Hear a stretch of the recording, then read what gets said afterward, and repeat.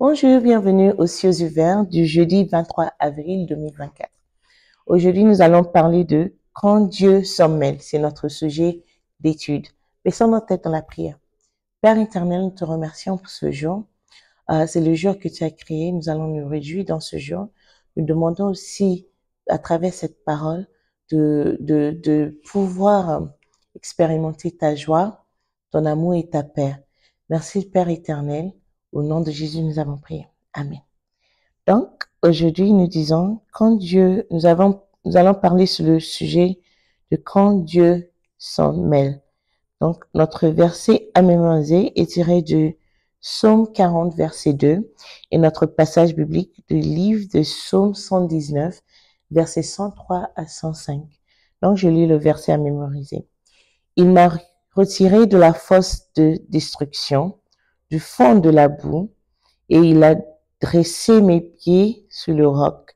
Il a affermi mes pas. Il n'y a que Dieu qui peut faire cela. C'est pourquoi le psalmiste l'a écrit, parce qu'il savait que c'était seulement Dieu qui l'avait sauvé à chaque fois qu'il se trouvait dans des situations difficiles et presque impossible de s'en sortir. Notre passage biblique de Psaume 119, versets 103 à 105, je vais lire. Que tes paroles sont douces à mon palais, plus que le miel à ma bouche. Par tes ordonnances, je deviens intelligent. Aussi, je hais toute voix de mensonge. Ta parole est une lampe à mes pieds et une lumière sur mon sentier. Donc, voici la parole du Seigneur aujourd'hui. Ces passages bibliques sont très, très connus. La parole de Dieu est une lampe à notre pied, ça nous guide, et une lumière à notre sentier. Par ses ordonnances, je deviens intelligent, aussi je hais toute voix de mensonge.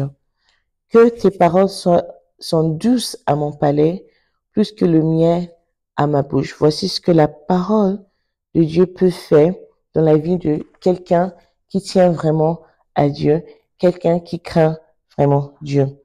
Donc, il y a des moments où nous allons dans la mauvaise direction en raison de notre nature humaine, parce que nous sommes limités dans notre pensée et notre façon de faire.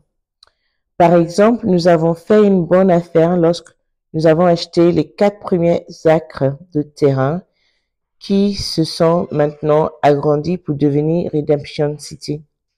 Au fil du temps, nous avons continué à acheter plus de terres même si le prix augmentait. Après avoir acheté environ 1000 acres, certaines personnes m'ont parlé et m'ont dit « Pourquoi achetez-vous des terres dans cette brousse?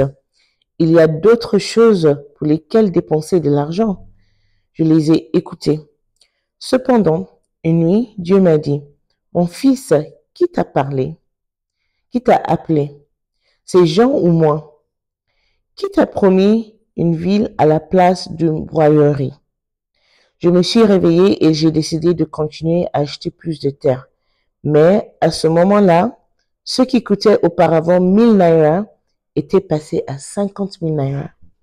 Aujourd'hui, nous avons plus de 40 000 hectares et nous avons continué d'en acheter davantage. Si vous allez dans la direction opposée de la volonté de Dieu pour votre vie, Dieu interviendra aujourd'hui et vous ramènera sur le droit chemin au nom de Jésus. Amen.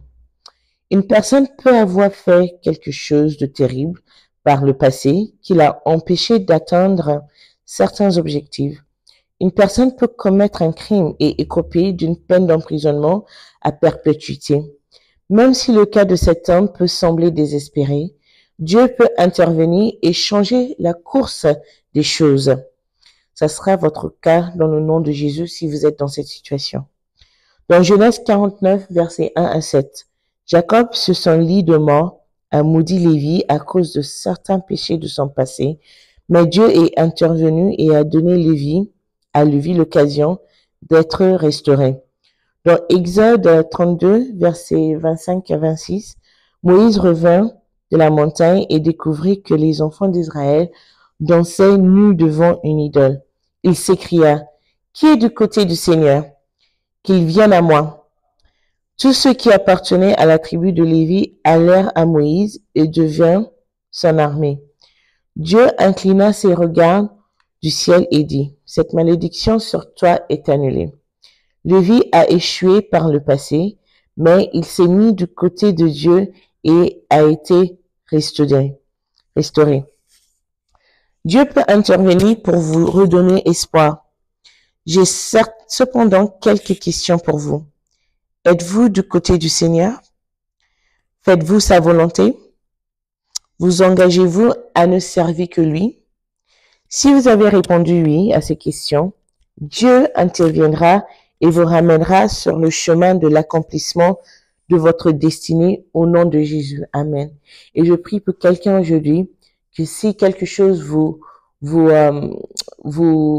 décourage, si des gens vous mentent, ou si le diable entre dans votre tête ou utilise des gens pour vous dire que votre situation ne peut pas changer, je prie que Dieu vous touchera aujourd'hui et que vous allez voir la vérité et avoir la foi en sa parole pour voir qu'il peut changer votre situation et votre histoire, juste comme nous avons lu aujourd'hui.